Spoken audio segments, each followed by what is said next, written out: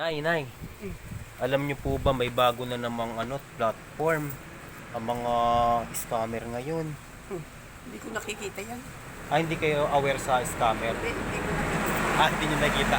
Binawasan ko kasi ng brightness. Ah, Pero po hindi na po sila naging standby sa Facebook lang. mm, Alam niyo ba kung nasaan ngayon ang mga scammer? Nasa TikTok na sila kung saan doon ako mahilig magsasayaw. Hindi totoo yun guys, nasa TikTok na sila. Ito yung mga kanilang chat at saka yung profile nila. mm, Malalaman nyo kung scammer ang isang tao. I-stock nyo yung profile. Tingnan nyo kung maraming followers. Tapos kung marami yung post niya. Pero pag kukunti yung post niya, scammer na yun. Ang dami kasi ngayong scammer yun Alam mo yung ito pa tips.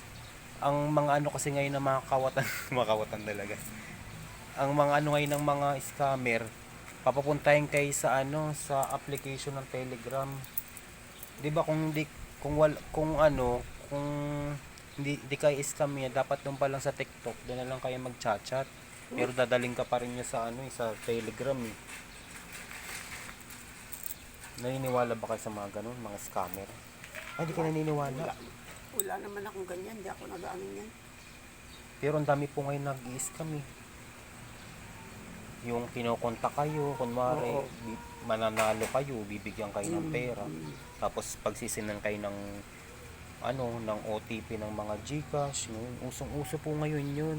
Ah, Buti na lang wala kayong mga ganun, wala kayong cellphone. wala akong cellphone. Hmm, Hindi ako nag-ano yan.